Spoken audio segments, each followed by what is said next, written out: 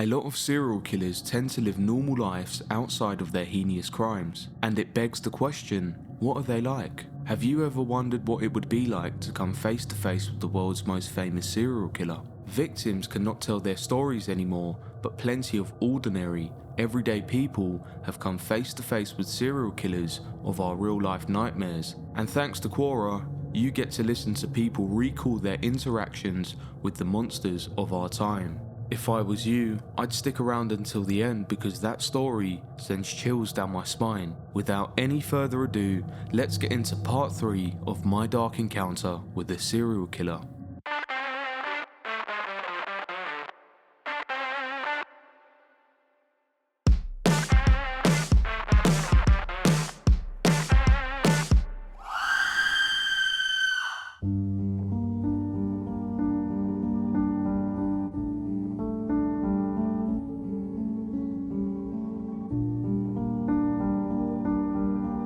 I met a serial killer.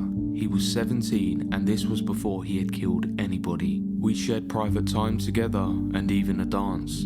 I was a mental health technician and he was an inpatient at the psych hospital for children and teenagers. He was a patient on the teenagers unit and I worked on the children's unit.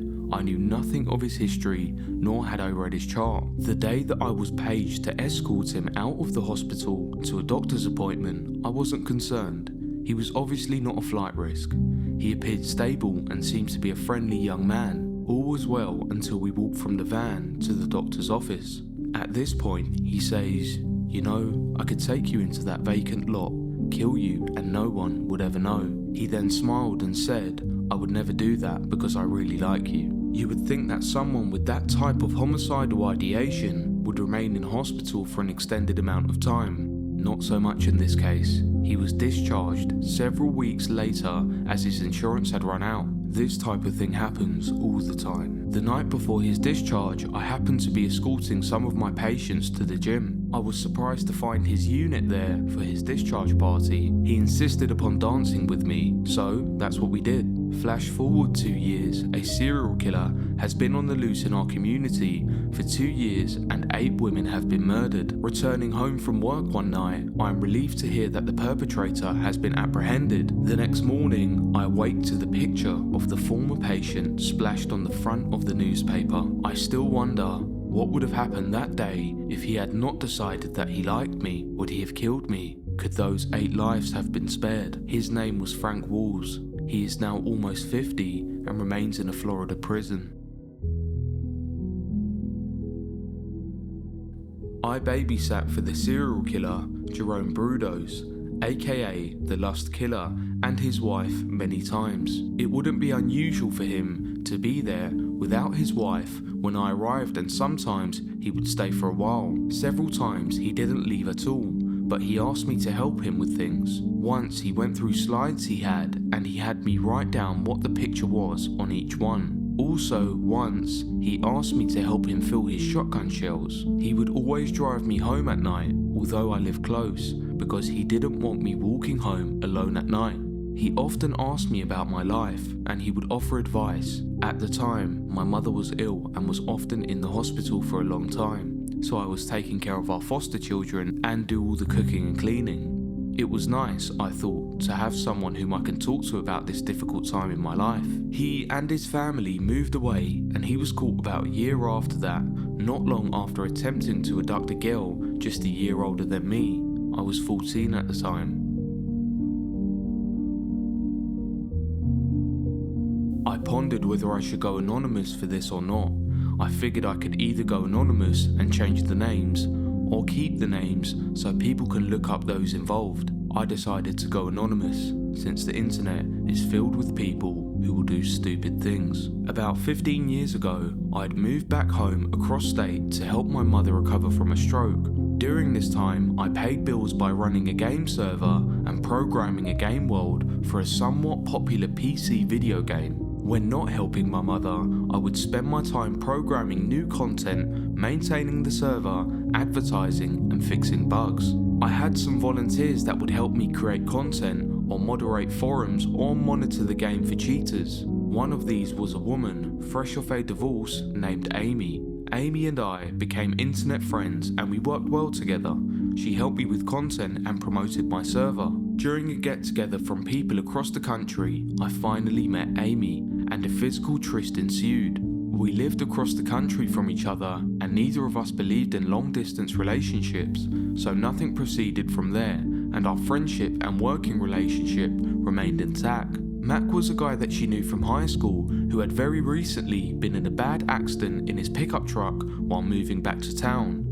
He was staying on her couch while he recovered. Mac wanted to be an admin on my server, monitoring players' activity for cheating, helping players who were having issues, and so on. So, I conducted an interview with Mac, and after talking with him, using a voice chat software for about 15 minutes, I started to check the logs on his activity while in game. There was just something I could not put my finger on that was off about him. The conversation seemed very cordial and intelligent, but there were some inconsistencies about his answers and his actions in the game. I told him that he would not be a good fit for my server.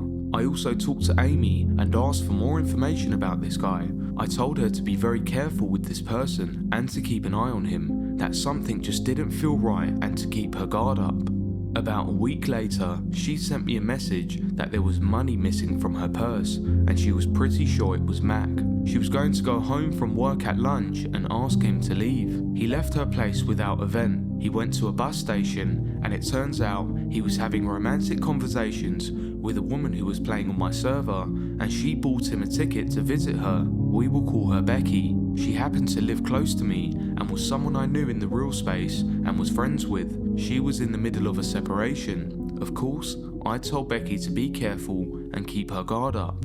Unfortunately, she was not as lucky as Amy. Around a week and a half later, one night, Becky didn't come home after visiting Mac at his hotel he was staying at. Mac was no longer at the hotel when police went to talk to him. Sometime later, Mac was found living with a woman in New Mexico. He was found because he was driving Becky's car and was in possession of her computer and some other possessions. His story was that Becky was fed up with her life, her family, and her situation, as well as her separation with her husband, and just ran away from it all, giving her possessions to him. He was arrested and transported back to Becky's state. Unfortunately, the only thing he could be charged with was the possession of stolen property.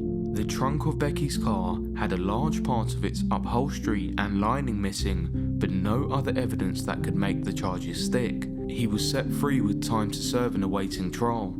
He quickly disappeared.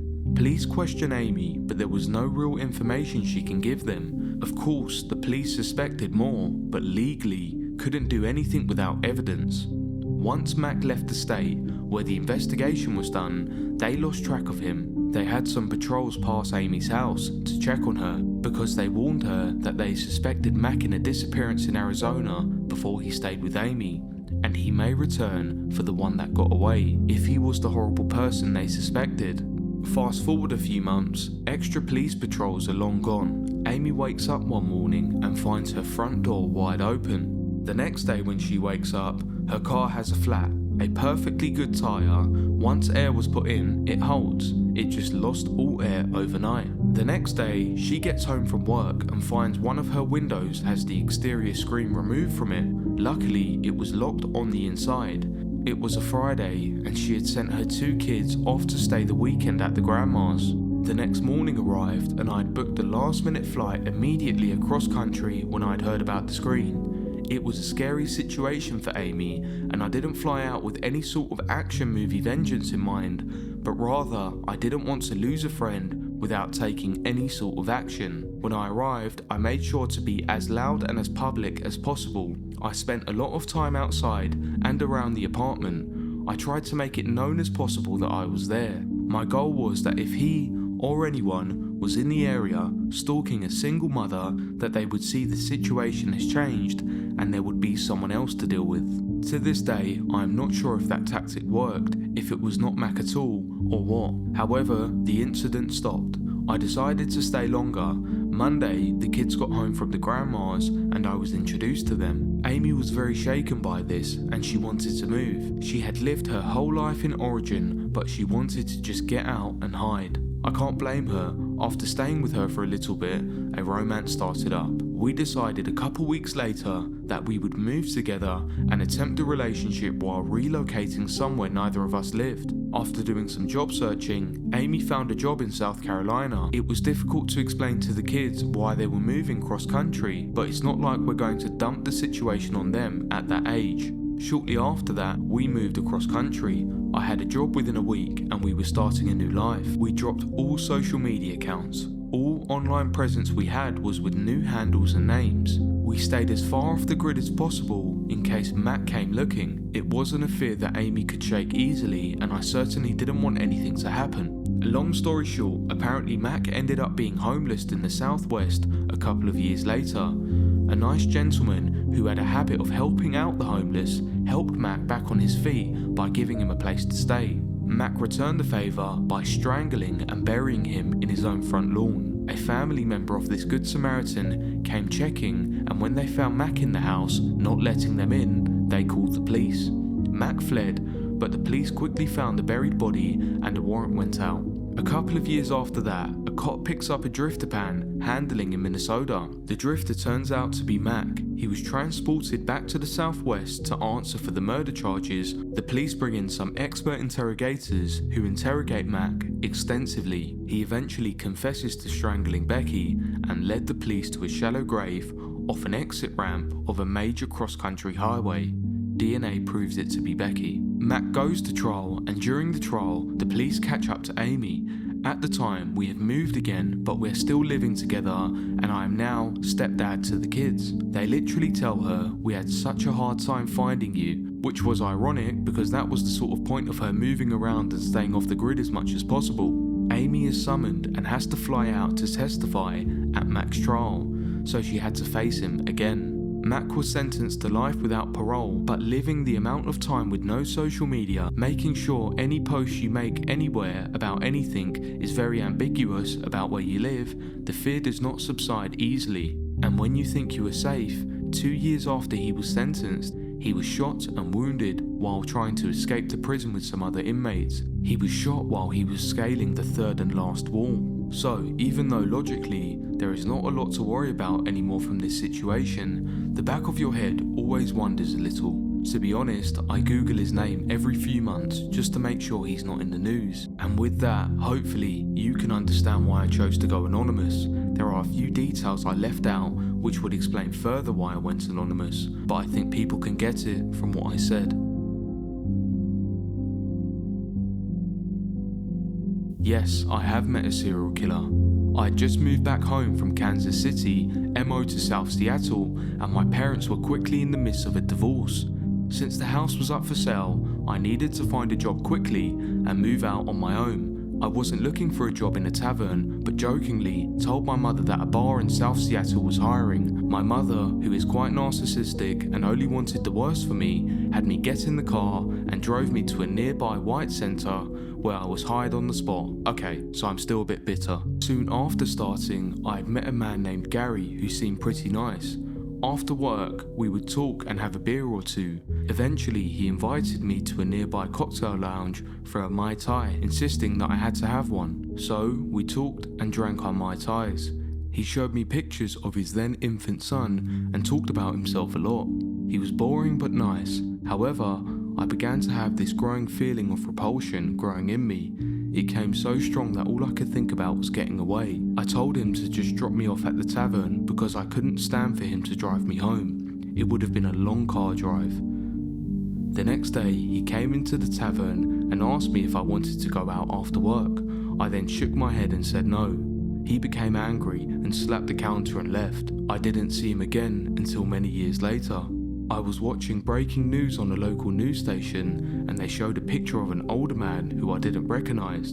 Then they showed a much younger photo and it was Gary Ridgway, also known as the Green River Killer. He was convicted of murdering 48 women in the Seattle area, but the actual numbers are believed to be closer to 100. From then on, I started paying much more attention to my gut feeling. I met the woman known as the Albuquerque Black Widow.